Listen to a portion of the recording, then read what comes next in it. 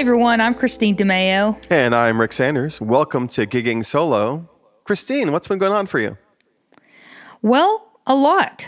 I've been very busy and I'm not going to complain about it because I like to be busy because being busy means I'm making money, money, money, money, money, money. Is that a specific version of that song? I just made it up. Okay. Yeah. I just made it up. Christine DeMayo original. I've been playing a lot of gigs lately. I've been doing a lot. I feel like I have been doing a lot of different types of gigs. Like, I think we just talked about me doing the Wild Wines event at the Little Rock Zoo. So that was cool. Mm-hmm. I've had to do a lot of, what's the word I would say? I guess you could say like prep work, because my duo that I play in with Daniel, the Crash Outs, we just kept, I don't know if I told you this, we kept having issues with trying to do the live stream and trying to run our live sound at the same time. And it was just like, it just honestly felt like too many balls in the air. Like I was just trying to juggle all these things. And so the other day he came over and we just nailed everything out. Before he came over that whole day, I literally spent the first part of my morning and afternoon. I needed to change a couple of settings on the main output of my RC600. Mm-hmm. Like I felt like my vocals were good, drums were good, but my guitar was not loud enough. So I made some adjustments there, got that all sorted out, dialed in. I literally wrote everything down. Oh. And I know, right? I'm going to type this into a Google Doc. That way, when I play with Daniel, I can literally just pull this up on my phone and go, okay, I need to make this change on my RC600. I need to do this. Because when I play with him, I change, like the routing that I use is the same for the most part, but there are a couple of changes that I have to make in the routing to play with him successfully. And one of them is I have to reroute a click to a different sub output so that I can send it to our ears. Mm-hmm. And then I'm rerouting, I think there's something else I'm rerouting, a talkback mic.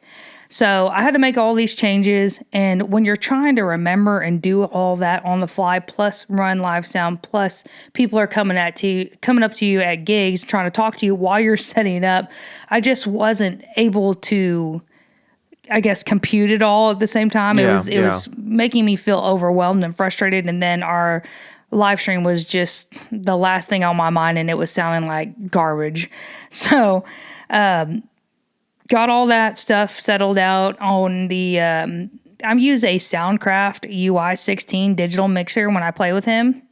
And it's a good little mixer, but that was another thing I spent most of the day diving into certain things like how to save scenes and how to set up vocal effects, because I just haven't used that mixer enough to know what I'm doing on it. And so now... When you say scenes in this case, you're talking about basically a series of, like, setting a bunch of settings and putting them in one view?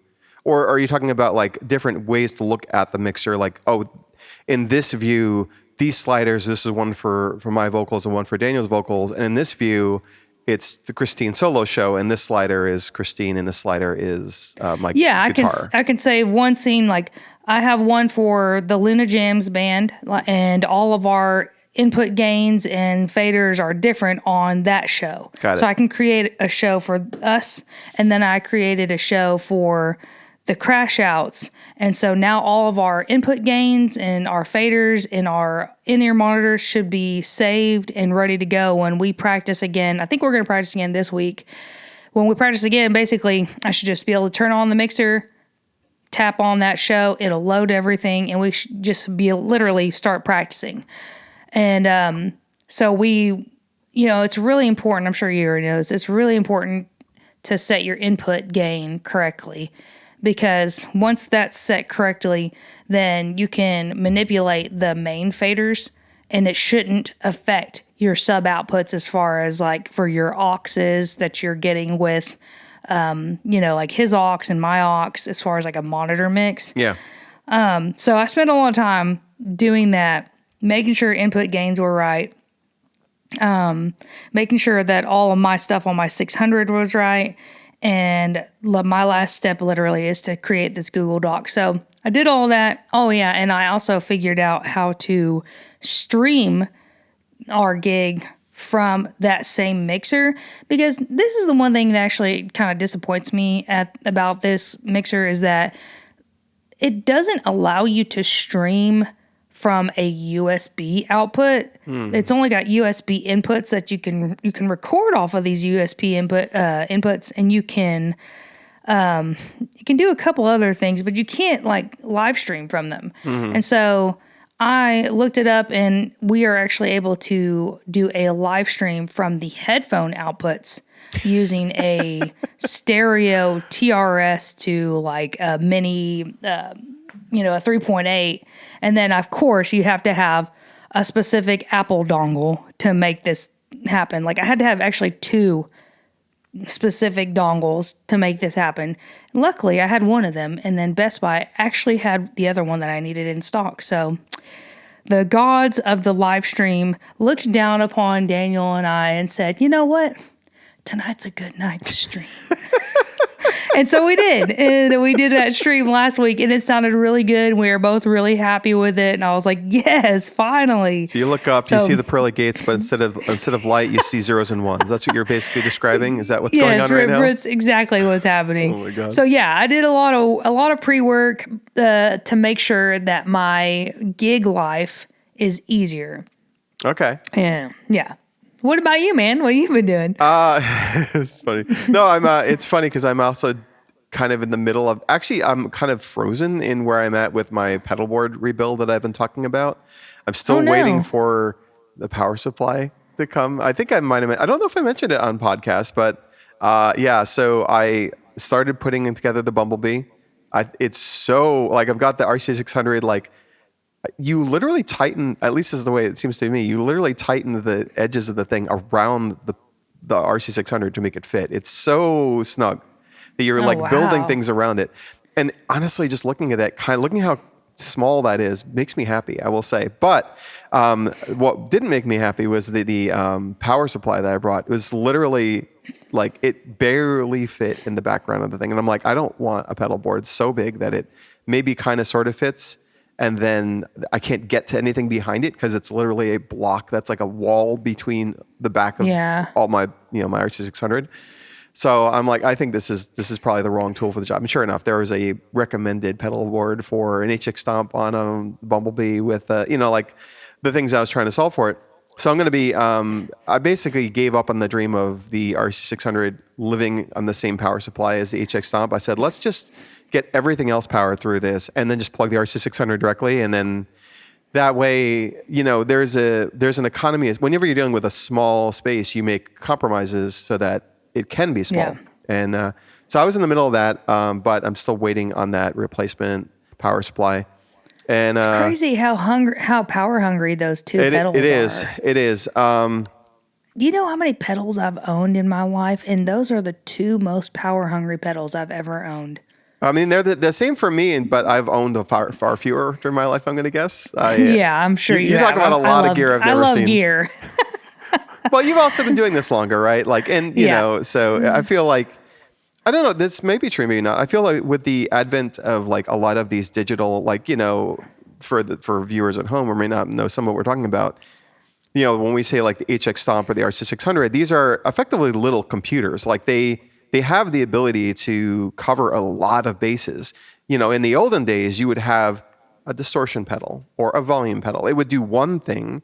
It was analog. You could set the settings, but it would do one thing. Now you've got these Swiss Army knife tools that are super configurable. So you can get like the next better version of it, but you don't necessarily need, oh shoot, I need another effect. I've got to go buy another pedal.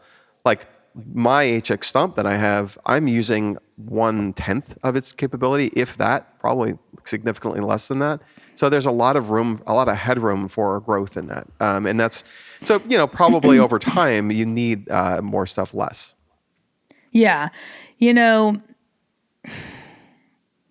it makes sense when I really think about it. That the Boss RC600 and that the HX Stomp are so power hungry because of how much they do.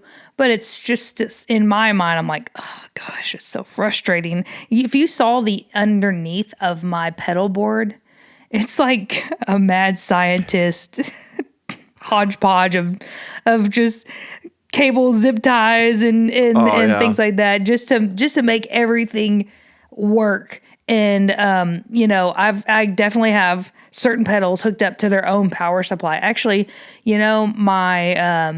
my mic mute switch, it does not matter. I tried so many different things. It does not matter what I do. I could not have that thing hooked up to the same power supply as any of my other pedals, because when I went to use it, it was just always like this ground loop, like hum buzz.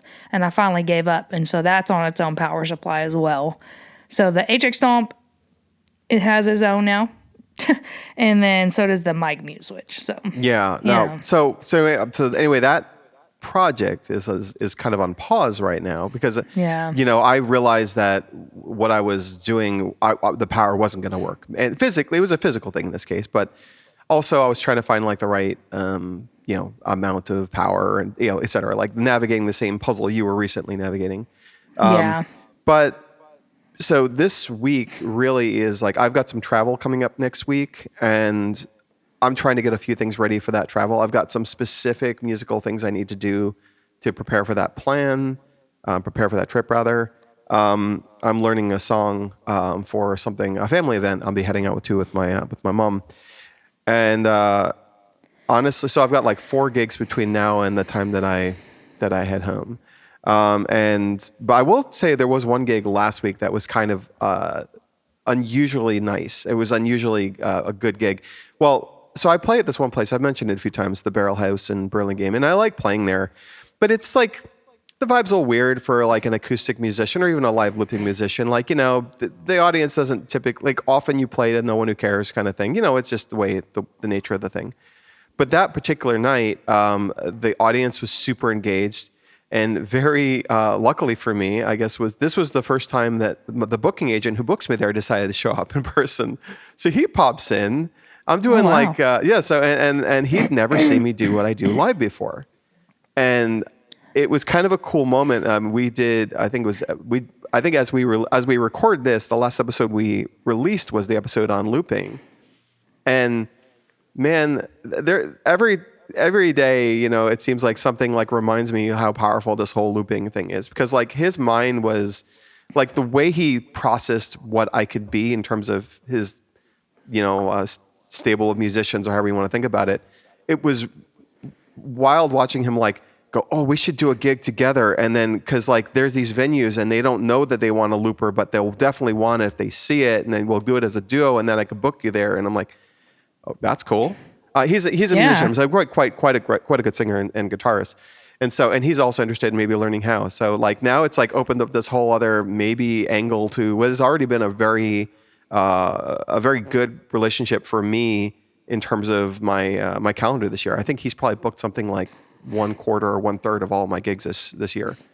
So he's someone I work with a lot, and he knew that people liked me for some reason or other. And he knew I did looping, but like to see it live is like, he comes over to me and is like, man, I do what I do with a guitar and a vocal, but I can't compete with that. It's like, I've never, he just like the bandness of it really like blew him away. So, that was a very cool, like moment of like validation, if you will, for the art, which was quite nice. That's good. You know what? I'll tell you I'll try and make this quick. Yeah. I had a new gig this weekend, and this was one of the gigs where I shot too high of a price at first, and then I had to like get them to come back around and say, hey, listen, I'll do it for this price, which was really my like usual minimum. And I got there, and I had that gig. I had a gig before this gig, and I accidentally left, and I can't believe I did this. I left the power cable to my speaker at the first gig. And so I get there and I get done unloading all my gear and setting it up, and it's 30 minutes before I start. And I'm putting the last piece of my my speaker together, and all of a sudden I'm like, oh no, where's the power cable? I start frantically looking through, where's the power cable? And I'm just having a mini panic attack. And I say this because I'm going to give Brian Ramsey, my buddy Brian Ramsey. Oh. He's done a live stream with me before. Super good guy. Yeah. Great artist. He does live looping as well. Anyway, I looked at my GPS or my Google Maps, and I said, okay, where's a Best Buy or a Walmart or a Guitar Center? And so I realized that, okay, it's going to take me 15 minutes to get to wherever and 15 minutes to get back. So if I need to leave right now. And I said, or I can see if Brian can bring me a cable. And man, he saved my bacon because this was my first time playing at this gig. Mm-hmm. And I had to talk to the lady, and I was like, hey, listen, I might be 5 minutes late. I said, I told her, she's like, oh man, this is your first time playing here. Did she actually say that? No, that's the nightmare. She did. And I'll be honest with you, it stung. And I go, listen, you won't regret it. I said, I'll play through. I'll keep your people here. And she was like, all right. Like, show me what you got, basically, you know? Yeah. And so he shows up. I start literally maybe 5 minutes late. And I start playing, and the whole crowd's just going freaking wild. So he saved my whole gig. But that whole, I think I don't know if you tuned in on the live stream. I streamed for 2 hours, I believe, straight on that gig. Uh-huh. And the crowd was just request after request, tipping me. I made crazy good money in tips. Everybody was having a great time. I mean, everybody was drinking. And I got done with my first set, and she goes, I'll be calling you. She goes, I'll be calling you to get some more dates. I'll be emailing you. And I was like, yes. Yeah. I mean, that's awesome. Especially, man, that's the thing though. You really, there is this line you walk, right? You kind of need to be confident, maybe almost like a notch cocky, I think in this line of work to know, oh no, I got you. And you're putting an expectation on yourself. And then in this moment, it was like a gear related thing that like undercut your expectations. So you had to like shine even brighter. I was so mad at myself though, because usually I have a spare power cable. Yeah. And I had just cleaned my car out, and I must have taken the bag that it was into the studio, and I was like, God dang it. Oh, yeah. And I have a bag that's like, that's extension cords, a bunch of cables, multiple power cables, which is good because I actually had a power cable. One of those power cables like fail. I mean, this is probably not new to you, but for me, I'm like, oh my God, these can fail. That's why I have a spare usually. And like I said, I must have just accidentally put it in this bag, not thinking about it. And then I was cussing myself at the gig. I was like, oh my gosh, why? But yeah, crisis averted. Thank you to Brian Ramsey. Big shout out to him. Yeah, he's Brian, awesome. Thank you. Yes, you saved my bacon. Though I will say, Brian, I'm talking directly to Brian now. We would have had a great story. I would have been miserable for Christine, but we would have got some mileage on the story if you had not been there. But on the balance, we're happy you did that. Yep. And I do want to say this. This is just another reason why you should do as I say and not as I do, and always have backups, because apparently I cannot get my stuff together. But I mean, okay, I've seen a fair few Christine DeMeo streams. Now, admittedly, that's when everything's already there and working, but like, you can do as Christine does. You'll do all right, I think. That's my read on this situation. Well, that makes me feel better. Yeah. I'm glad to know I'm not a complete mess of a show here. So, but you know what? Speaking of show and how to present yourself, let's talk about that today. Yeah. Let's talk about looking the part for your gig. Okay, I gotta get myself. Okay, I gotta put on my professional effect. I'm ready. Dust your Space Cat shirt off. I mean, I can't. I'm so ready to dress the part. Let's do this.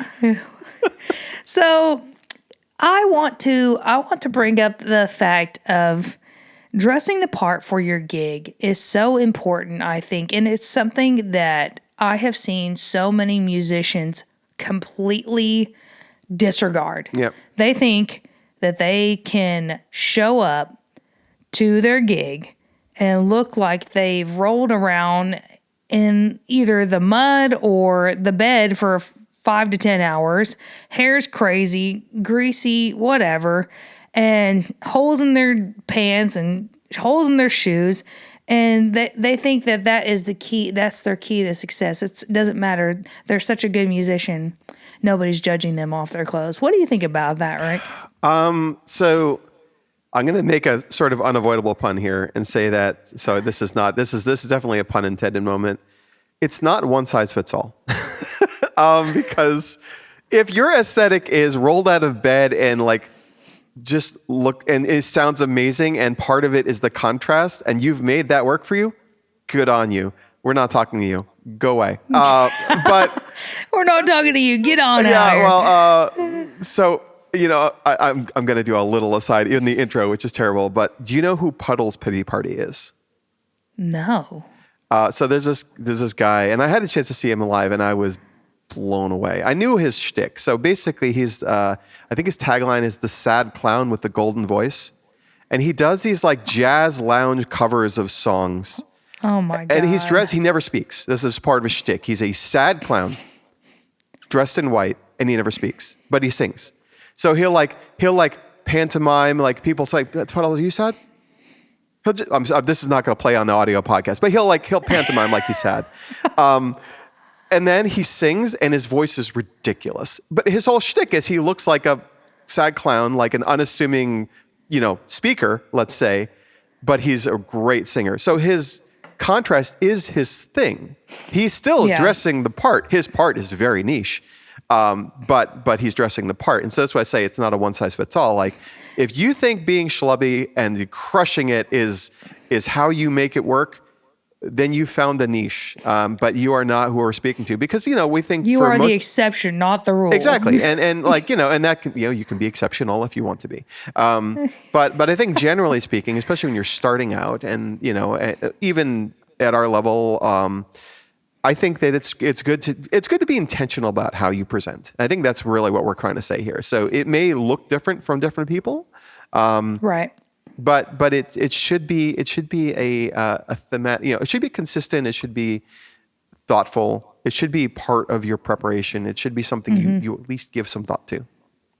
Yes, because how you dress for the gig is definitely going to depict what kind of gigs you can get.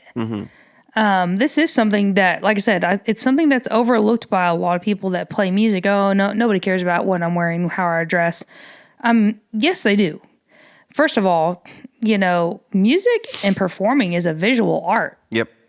Especially with us loopers, people are watching what we're doing.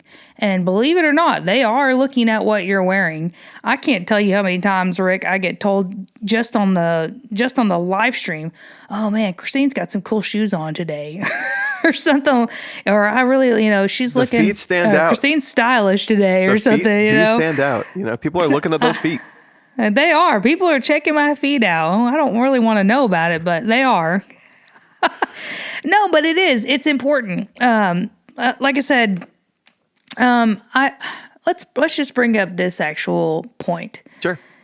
I had a gig where I booked a band to play it at a certain club, and the owner specifically says to me, "Hey, your guys need to be wearing either button-ups, polos, and no open-toed shoes on stage." And they were intentional about what kind of vibe they wanted their band to bring to their establishment. And so if a venue is telling you this, then that's when you need to say, "Okay, I need to dress the part." Well, unfortunately, in my situation this one time, I told my band, open, closed-toed shoes, button-ups, polos. Don't you dare show up in anything else. Guitarist, what does he do? He's literally wearing flip-flops and shorts and a black polo. And I was so just enraged. I was so mad when he showed up because he wasn't looking the part, which the venue specifically asked us to do. And let me tell you, the owner made sure to let me know about it. Oh yeah. They're like, the owner was like, hey, because I've been playing at this certain venue for years and years. She goes, hey, I know that that wasn't to your liking. And she goes, I know you're probably taking care of it, but she goes, you know what I'm talking about? And she didn't say anything else. I go, yeah. Yeah. I know. That hits harder. That's a really good trick to like get your point across without yelling. Oh, man. And I just go, I know exactly what you're talking about. Yeah. And I will take care of that. I fired the guy the next day. Yeah. It was too many offenses. That was the last of the offenses that I could have handled, And he got, and this is where I'm saying, like, he got so mad. I can't believe you're firing me over the way I dressed.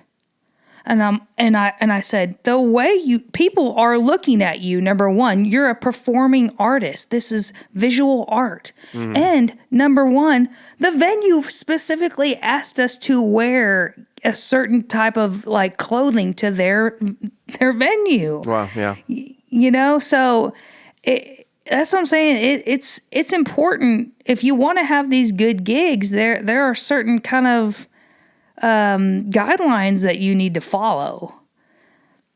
I don't know. I just remember that happening and thinking, oh my gosh, I've had so many. I have had many horror stories. And you know what? Almost all of them are band situations. I was actually, it's kind of funny actually, because like, I'm like, well, what's an analog? I'm like, if you're in a goth band or something like that, and you come dressed like you described that guy dressed like that, you should also be fired from that gig for different reasons, right?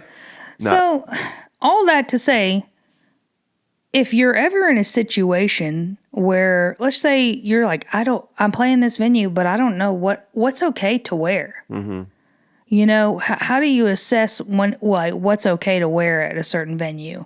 For me, let's just go to the topic of footwear. Yeah.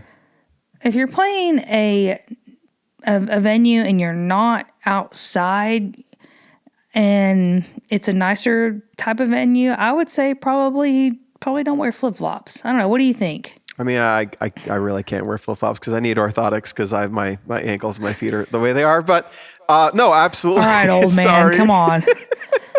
Old man, get it together. The old man literally learning new tricks in the context of writing this doing this podcast. No, it's actually true. It's funny. Actually, footwear is a really fun place, I think, for us to start with this, and not for any reasons of people gawking at your feet. But like as a live looper, it's two different things. Specifically talking about our solo shows. One, our feet are moving around in a very interesting way, and more so than most kinds of musical performance. But there's also a practical aspect as well. And I guess, maybe you could handle flip-flops outdoors. I've never tried it, but I found actually I had to make an adjustment to my footwear just on a fairly practical grounds, which was I used to wear, I want to say running shoes. And the problem with running shoes is the toes curl. And so you're trying to hit these little buttons, these little switches. And if their toes curl upwards, well, then you can put your foot where the button is and miss the button. So that's true. So like a flat-soled shoe with a toe that has like a little bit of, have you ever done rock climbing? Not to the extent that you have. Okay. I have rock climbed a wall like in a place before, you know what I mean? So rock climbing shoes, for instance, are very specific footwear. And they're footwear because they effectively turn your toes into like a tool targeted towards connecting to small pieces on the wall. They are literally taking your foot and turning it into a purpose-built tool. And I do think for looping, you have to think about that as well, which is like you want to make sure that this is the one point I'm going to make about practicality. Most of this is going to be aesthetics. That's the topic today. Yeah. But when I'm like looking at footwear that I want to do, like I was literally at a show. I'm going to shout out a friend's band. I saw them this Sunday, the Slack Tide Currents. Shout out to Jane, Dudley, Ashley, and Eric. And they were playing at a gig, and they had a very specific kind of look. And the guitarist, Dudley in particular, had these Chuck Taylors on. And I'm like, I kind of want to get the Chuck Taylors because I like the way that they look. Like he's just like moving around on stage. I'm like, ooh, that's a good visual because I'm thinking about the way that when I'm way my feet move, it's part of the show kind of. And I will like things that draw attention to that. And I was looking at the soles are nice and flat. How's the tread on those shoes? Is it going to get caught on my buttons? These are like the little things. But I was thinking in terms of aesthetic and show, because they had a specific look. It was very casual. It was very coastal. It was very beachy, right? But it was a cohesive look. The band looked like they really had an aesthetic, had a brand that they were trying to sell through that. But the footwear was what I was focusing on, because I'm thinking about upgrading my footwear, because I'm like, oh, I think that's a better look for my feet than my typical white sneakers or whatever that I wear.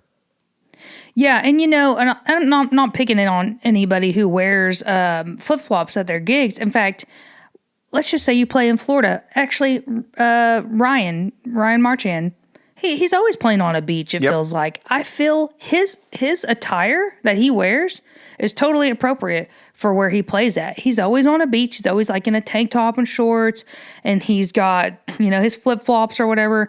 That fits the vibe of the venue. Absolutely. But let's just say that he was playing at some of the places that I was playing at. Some of the places that I've streamed at, like the place I was at this weekend, or the Ohio Club or something. If I showed up in shorts and a tank top and flip-flops, I'd be like a fish out of water there. So when it comes to looking the part, assess where you're playing at. What's the vibe of the venue that you're playing at? How is everybody at that place dressed? Even if it comes down to just a basic, how are the servers dressing? Are they in like nice button-up shirts and slacks? Or are they in just a nice dark black pants and a nice crisp t-shirt? Take a cue from them. If that's the more casual, chill vibe, then you're probably cool to wear, I would say, a t-shirt, sneakers, jeans. But if it's a more upscale restaurant where let's just say the servers are wearing, like I said, the button-ups and maybe like a tuxedo type vibe, I wouldn't wear a t-shirt and jeans to a venue like that. I'd be wearing a nice button-up, maybe some black pants, closed-toed shoes. Yeah. These are just things that to keep in mind, because whether you believe it or not, or whether your team open-toed shoes or not, how you're dressing is a reflection of the venue that's hiring you. Like they are going to take that as like, oh yeah, that's the artist that we hired, and you don't want them to think, oh, that's the artist that we hired. You want them to say, yeah, that's the artist that we hired. That's someone we employ here. And so it is something, it's a huge, huge thing that you need to take into consideration as far as how are you presenting at the venues you're playing at, because they will. I have had some people, I don't understand, I can't ever get booked for weddings. I can't ever get booked for these like nice corporate events. And I'm in my mind, I don't say it out loud. In my mind, I just think, because you look like you're wearing pajamas at every gig, and you wonder why you keep playing the same dive bars. Well, look at how you're presenting yourself. You are dive bar friendly. Yeah. Yeah, no, for sure. How do you think of shorts in particular when because you play in Arkansas, obviously. You live in Arkansas. Yeah. Which, for those who don't know, maybe from outside the country, pretty warm. It gets pretty warm in the summer. Hot. Gets really hot. Yeah, I almost never wear them, but I live in the Bay Area, which is considerably like less humid, for instance, and I can almost get away with shorts, like pants, in any setting. And I have an ACL surgery and ACL scars. I don't necessarily want my knees showing, so like for me, it's a little more like practical to go to pants. But how do you think about it? I am the same way I think about it usually with any of these venues that I was listing before. What's the vibe of the venue I'm playing at? Perfect example. I just played this venue this past weekend, Washita Bar and Grill. If it would have been June, I would have been in shorts. Yep. It's so hot and humid here. I am not about to stand on a stage and die of a heat stroke in pants.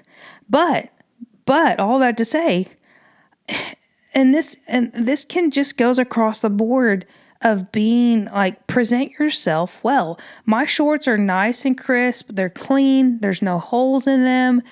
When I do wear shorts, I'm wearing nice, clean, usually closed-toed shoes. And I mean, I put my outfit together to look cute and like nice with some shoes and shorts. And usually for me, I'm not wearing, if I'm wearing shorts, I'm wearing a t-shirt, and it usually doesn't have any kind of branding on it.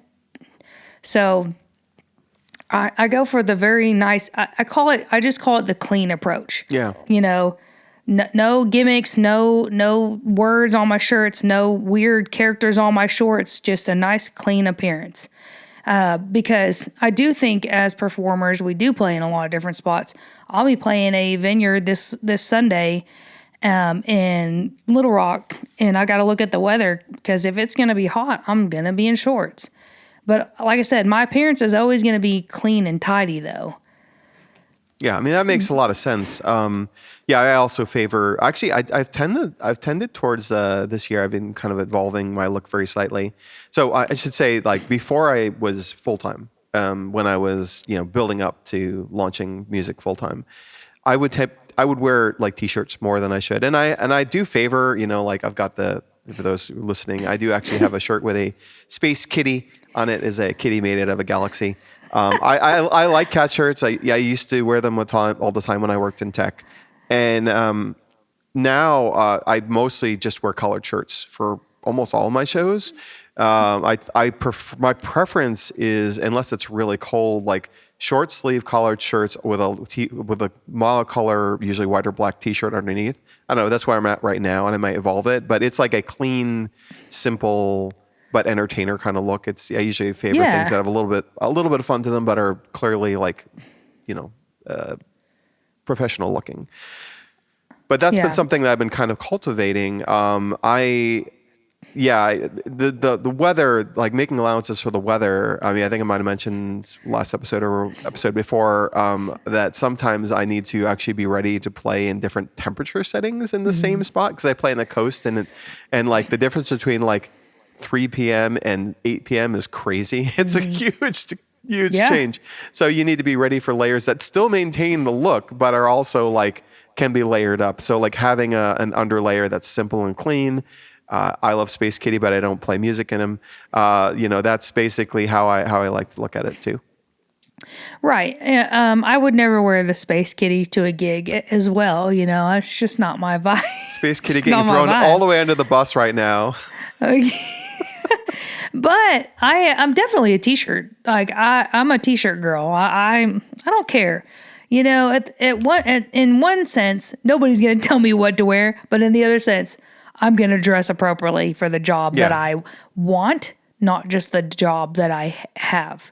If you want better paying gigs and you want better types of gigs, you have to dress for the job you want, not the one you have. You've got to give them, people are visual. And if they can see, oh man, Rick looks really nice. He's dressed nice. He sounds great. I mean, you're putting that visual in their head of, oh, he would probably be really good at a wedding, or he'd probably be really good at this corporate event. And they may not be thinking, oh, he'd be good at this corporate event because he's dressed nice but they're probably just thinking he sounds nice. But subconsciously they're thinking he'd work because he's like dressed professionally. Mm-hmm. You know what I mean? So if they saw you rolled out of bed and looked like you hadn't showered in 5 days and your clothes didn't fit and they were dirty, they probably wouldn't envision you for a corporate event. Well, and there's another thing. So people seeing you at the gig only, as professional effects, the things we're talking about are uniquely important because they're getting a first impression. I do think this, just to kind of link to some of the other topics we've covered, this is also part of a greater overall professional engagement or affect. Is your communication clear? Are you easy to work with? All the things we've talked about do play into this. And so you're just trying to continue that line. This is how I think you get that secondary work. You get rebooked at places. You're easy to work with, et cetera. We've talked about that 6 times. That's something this is all part of that. You want to continue to be professional. You don't want to be professional right up until first contact with the audience and then go, okay, well, never mind. Actually, you want to continue that illusion that you're actually a professional musician. No, Right. And you know, this is the last point I'll make on dress. Whatever you do, don't wear a t-shirt or a hat that has any kind of bad language or political message on it. You need to be neutral. Yep. Nobody needs to know your stance on politics. Nobody needs to know that you like to hit the devil's lettuce. You know, like leave all that alone. Keep it professional. Keep it clean. Keep it tidy. That's my last harp on the. This is episode 17. If Rick learns another form of slang for marijuana, the devil's lettuce. That's right. Listen, I've been calling it that forever. It's so you funny. have actually called it that before. I know you didn't introduce me to that. I'm just amused by that. No, that's completely true. You know, yes, I would say unless you're in like a punk band or you know or any band where you have like an aesthetic where that serves you, like that's the exception, right? But we're talking about like covers artists trying to play a lot of different places. You know, be approachable from a wide variety of stances, and yeah, don't cause people to have a reaction to you on look alone unless it's the reaction you want. Yes. So another big part of, I would say, of looking the part would be the gear that you bring. You know, people do take notice of whether or not you have nice equipment and it sounds good. Mm-hmm. It's funny to me. I actually get a lot of compliments on, wow, is that your setup? Is that your speaker? And yeah, it is. Because when you present yourself as a certain level of professional musician and you have your stuff nice and well maintained and everything sounds good, that's just another like, I guess, drop in the hat of you being able to obtain better paying gigs, maybe a different vibe of gigs. Wouldn't you say? Yeah. Oh, 100%. Especially the sound that kind of goes more or less without saying. But one of the things, like we talk a lot about pedal board builds and stuff like that in here. And a large part of it is convenience and, you know, consistency and all that sort of thing. It saves you a lot of time. For those who don't know what pedal boards are, you like put the things on the board. The muscle memory is nice because everything's in the same place all the time, but also setup is fast. But also it does look really tidy. You're just like putting down one object instead of like a disparate set of like 40 things or something like that. So it really, I get a lot of compliments, especially from musicians, but occasionally from non-musicians when they look at my setup and they're like, wow. I have if they're a musician, they're like, I have like a one little thing here or whatever. And, you know, it is large because the objects that we use are large and it takes a fair bit of gear to do looping. But it's also very organized. That's like one big chunk. You put it down, and there you go. Show is ready to go. Let's do it. You know, my microphone stand turns into a little Christmas tree of goodness that makes music happen, and it's the same every time. It's part of the aesthetic of what I do, honestly. I mean, just to give a good example, you can't expect to get hired for a wedding or a corporate event and show up with one of those little cheapy karaoke version speakers and be like, all right, pay me $1,000 and I'm here to play my gig and your guitar is out of tune. You know, this is just part of, like I said, of looking the part, is making sure that this is an investment. I'm not saying you have to have $15,000 gear, you know, and have the best of the best of the best. Just, you know, invest in what you're able to, like, whatever your budget is, make sure you can get the best of that thing in that category, and make sure that you maintain it well and that it's going to work every time, you know, and that you're presenting yourself in this put together manner. Because like I said, if you show up and you got 15 million pedals and everything's everywhere and the speaker looks like it's on its last leg, it's not going to make it through the gig, then you can't expect to get booked for better, higher paying gigs. I actually have a specific example of this kind of thing too, where the gear is part of the look. I'm going to shout out my friend Olivia Pucci, who is a singer And well, I'm going to actually dovetail this into another part of this topic too. It's all right. But she's got this microphone. She's got one of those like old timey microphones, the squarish looking ones, you almost hear like the low frequency sounds coming out of like a 1930s thing. But she's got it, I think her husband's an electrical engineer and actually wired in like a modern SM58 through that shell. So it's like a high quality microphone that looks like this. And it's part of her aesthetic. She's like, she also, and this is another thing I want to bring into the look of the thing, because again, it's a performance art, it's a visual art. Like she's got this like specific classy sort of style. The microphone is part of that look. And she always smiles when she sings. It's this very specific thing. And I saw her play. She lives in LA. And I even asked her, because I was like 2 gigs in the same day. I was recovering from surgery at the time. And I was just kind of like roadieing for her.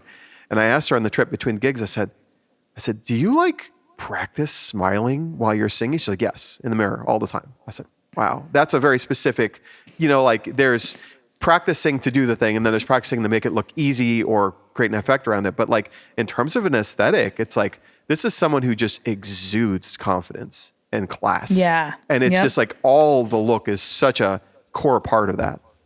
Yeah, totally. I think that stage presence is a huge part of looking the part. I talk about shoegazing, and there's a time and a space for that, where you want to go see a shoegazing band. But for the most part, really getting those gigs that you're probably wanting to get, it's gonna take that crowd engagement and that even if you're not big on crowd engagement, just being engaged, period, in what you're doing, not looking like you're playing on your phone during your set or that actually annoys the crap out of me. I do play with some people. I've had to gripe at some musicians. Once again, band setting, where I'd be behind playing drums or playing guitar, and the lead singer will turn around and get his phone out and check his phone, literally during the middle of a song. Oh my gosh! I just want to jump from whatever instrument I'm in and just smack the crap out of them. Stop doing that, Yep. Because you know what you're portraying right there? You're portraying that you're bored. Yeah, oh yeah, and for you're sure. expecting the audience to not be bored. You're bored, So stage presence is huge, and I think that is another big thing of looking the part and being engaged. Let the record show, by the way, that's the second time you've brought up shoes. The first time I brought it up, so you're now ahead on the whole shoe thing. Just because I know we had a whole back and forth with this, like episode 3 and 4 or something like that. We're bringing it back. We're bringing it back to shoes. I might be developing some sort of a weird foot fetish, I guess. I don't know. Okay. I don't know what's happening. We've had several sojourns into different kinds of podcasting. We're not doing this one. We're just, no. Yeah, you're right. Let's stay on task. Christine, no. But yeah, man. These are some good points, though. No, I do want to talk about one of the things, but just real quick on the stage presence thing, because I think you touched on it there. It's like this kind of shoegazing, which in practice is just like, for those who maybe didn't catch that the first time, it's when you're just like staring, like especially you're playing guitar and you're just looking at your instrument, you're not moving. There's a few things you can do to really like amplify the effectiveness of the visual of your performance, and one of them is just move. Like think about your posture and think about your way your body's moving. As loopers, we always need to have, whether it's a click track or like our bodies, we need to have some sort of timekeeper. And if you can make that, move, sway, tap your foot, whatever, bounce up and down, not like literally, but like just a little bit, give a little bit of bounce. You're kind of showing that you feel the music. So you're creating a sense for the audience to then also feel the music. And I think that that's a pretty important part of the stage presence equation as well. I agree. I think that if you are up there into the music and having a good time, that's going to be part of your your vibe. And you're gonna attract they say it. What's that saying? Your vibe attracts your tribe. I did not heard that, but I do like that. I like the rhyming. That's good. Yeah, I mean, it makes sense though. It's does. like, okay, hey, you know what? I'm putting out this really cool one woman band setup. I can make people dance, and we're having a good time, and I'm doing my thing on stage. Guess what? I'm probably going to get some more gigs that are going to be a higher pay scale and more of a danceable type gig where they're like, hey, we want you to play and come and do some like dance type of music, or just really good ambiance type of music, because I'm already exuding that in my show. Yeah. So I don't know. These are just some of the things I think about. I think these are definitely good things to have in the back of your mind. And Yeah. I think it's interesting because I can't like completely step away from the part of me that was like new to this 3 years ago. Right. There's if you take the totality of all the things we talk about to keep in mind, obviously it sounds a little overwhelming, but these are all like aspirational things like, wow, how do I elevate my show to at least a little bit?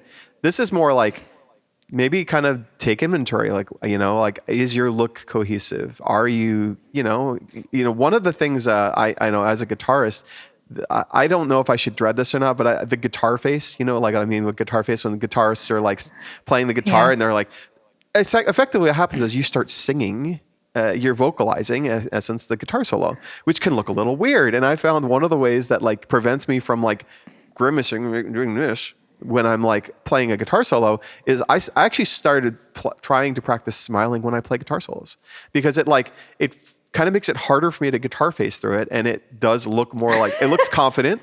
Right. And I've seen some pretty ugly guitar faces. I'm not even gonna lie. I mean, it's not like it's no one's fault. I mean, it's an involuntary thing, but there are things you can do to kind of like soften the edges of that. Because if you have resting hard concentration face, that makes you look not very approachable. So making it look easy is more than just like, a show off move. It's literally a way to make the audience feel like less afraid of you. So basically, I can say these things about looking the part because there was a time when little 22-year-old Christine was told, "You're not wearing that. Yeah. Go change." I'm not even lying to you, man. I used to play. I'll tell you this, and we'll wrap it up. I'm sorry. I used to play for this girl, and if she listens, I hope she does. Her name was Maria Long, and I used to be in this way back in the day, a Christian pop rock band. And I don't know what I was thinking, but everybody in the band dressed great, except for me. Everybody was just really cool jeans, black button up with a cool tie or whatever. Or if they didn't wear the button up, they were just wearing a cool band t-shirt, and they just looked like little American Eagle models, honestly. And I just was like, oh my, I had come from she pulled me from a metal band that I used to play in, a hardcore metal band. And in my mind, I thought, well, I'm not part of the band. I'm just playing for her. I'm just doing this to make some money. And I was wearing, I don't know why. I don't know why. I've never worn camouflage before in my life. I was wearing a camouflage shirt and some really ugly jeans and some shoes. And I came out and she's like, I was like, all right, you guys ready? And she just looks at me and goes, yeah, we're ready. Are you? And I was like, yeah. And she goes, you're not wearing that. She goes, you can't wear that tonight. And I was like, what? What's wrong with what I'm wearing? She's like, oh God, Christine. She goes, look at all of us. And I looked, and she goes, and look at you. And I mean, I'm not going to lie, my feelings at the time were hurt, but I couldn't help but laugh about it. I was like, dang, man, like, you're really getting me right now. And she goes, we're going shopping tomorrow. And we were on a tour. We were playing in Nashville and doing a bunch of dates. Oh, wow. And she goes, do you at least have some dark wash jeans and a black t-shirt? And I said, well, yeah, of course. And she goes, put that on. Let's go. So I went and changed and played the gig. And she and I went shopping the next day, and she helped me pick out some gig ready clothes. That's amazing. And also, that's when I knew that it was important to dress the part. I was like, wow, it is important because I look like a fool up here and they all look cool. Also, gentle listener, at some point we're going to launch like a Patreon or something like that. If you are interested in hearing the story of Christine's sojourn in a metal band, because I am, but I'm not going to ask right now. Look for that to come out because we're going to have to talk about that. That cannot just like hold on by. But for this episode, you get a pass. DeMeo. You know what? I'm going to see if I can find some of our old music together too. Oh my God. I want to hear it so much.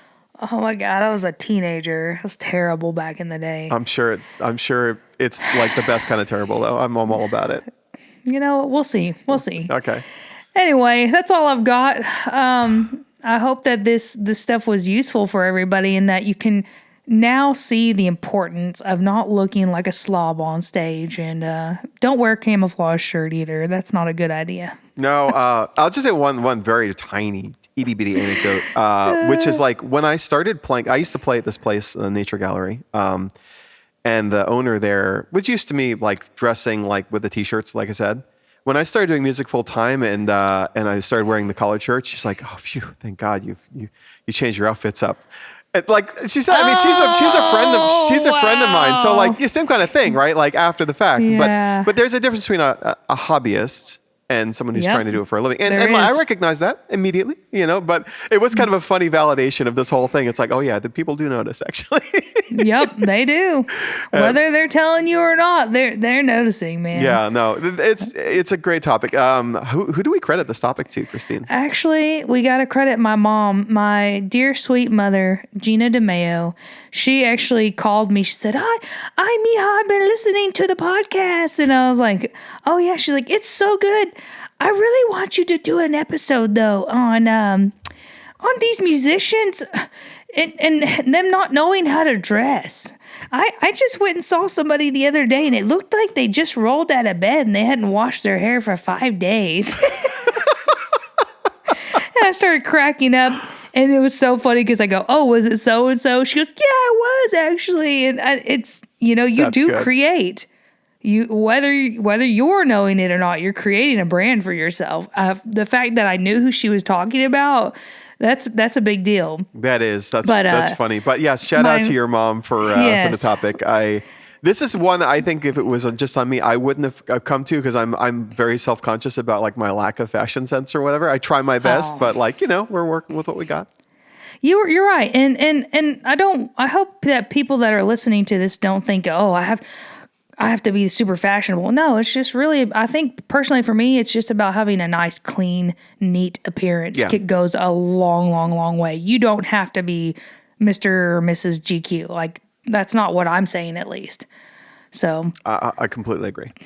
Yes, and Mama DeMeo just doesn't want to have to look at people that maybe look like they haven't showered for a week, and honestly, a lot of people don't want to see that. So. She definitely doesn't want to see that from her daughter. That's for sure. You're right. Well, Rick, it's been a great episode of. What's that show? What Not to Wear? Oh, I feel like we do just recall had that show. Yeah, it's like an HGTV thing, isn't it? Yeah. We're having a What Not to Wear episode. Wow. So I hope this was helpful for people, and if it is, you guys please remember to like and subscribe. Maybe leave us a review on the podcast platform of your choice. We would really appreciate it. And if you're watching this on the YouTube, of course, we appreciate you subscribe. I mean, Space Kitty always appreciates subscriptions on YouTube. And if you want to see the Space Kitty, I actually am showing the Space Kitty on camera, and Christine's losing it right now. Oh my God. So anyway, we also, any comments on like topic ideas and stuff like that, thank you, Mama DeMeo, for this one. And we'll definitely be looking forward to talking to you all very soon. Yes, absolutely. And you guys have a fantastic rest of your week. Absolutely. Take care, everyone. See you out there. Bye. Bye.